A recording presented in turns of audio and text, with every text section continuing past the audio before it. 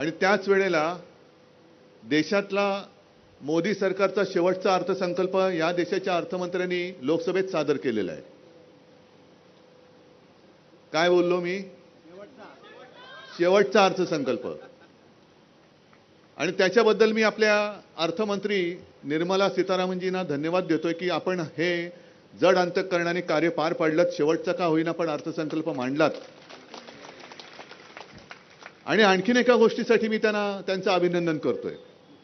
कारण सगळा अर्थसंकल्प मी काही पाहिला नाही, वाचला नाही, पण पेनमध्ये शिरल्यानंतर मोबाईलवरती ऑनलाईन जे काही हायलाइट्स येतात त्याच्यात मी वाचलं की सीतारामनबाई असं म्हणाले की आता यापुढे आम्ही या देशात 4 जातींसाठी काम करणार. कोणत्या 4 जाती? गरीब, महिला, तरुण आणि शेतकरी. मी अर्थमंत्र्यांचं अभिनंदन करतो कारण त्यांनी मोठं धाडस केलेलं आहे. संसदेत जेव्हा अर्थसंकल्प जाहीर होतो तेव्हा गीतेसाहेब तुम्ही मंत्री होतात, मला असं वाटतं प्रधानमंत्री समोर असतात, पण प्रधानमंत्र्यांसमोर हे बोलण्याचं धाडस त्यांनी दाखवलं म्हणून मी त्यांचं अभिनंदन करतोय. अरे धाडस काय? कारण निवडणुका आल्यानंतर का होईना पंतप्रधानांनी सांगितलं की हा देश म्हणजे तुमच्या बाजूचे तुमचे सुटाबुटातले जे मित्र आहेत ते नाही, तुमच्या मित्रांच्या पलीकडे सुद्धा देश आहे, तो हा देश आहे. त्याच्यामध्ये तरुण आहेत, महिला आहेत, शेतकरी आहेत आणि गरीब सुद्धा आहेत. 10 वर्ष झाली.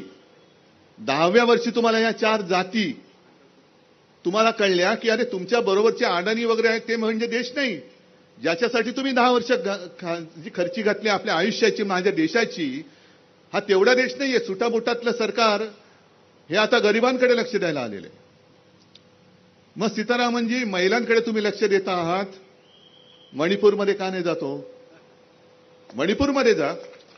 मणिपूरमध्ये ज्या महिलांवरती जे काय अत्याचार झाले त्यांना जाऊन सांगा की अहो आम्हाला माहितीच नव्हतं आमच्या देशामध्ये महिला आहेत, आत्ता आम्हाला कळलं कारण निवडणुकांमध्ये महिलांची मतं पाहिजेत म्हणून आम्ही सांगतो आहोत की आम्ही आता महिलांसाठी सुद्धा काम करणार. मग मध्ये जे मी म्हटलं होतं ना की बिल्किस बानोकडे जा. त्यांच्या अत्याचारानं तुम्ही सोडलं होतं, पुन्हा कोर्टाच्या आदेशाने त्यांना तुरुंगात टाकले. त्यांना जाऊन सांगा की ताई तू सुद्धा महिला आहेस, आता आम्ही तुझ्यासाठी पण काम करणार आहोत. इथे शेतकरी असतील आलेले, कामगार आले असतील, तरुण आले असतील,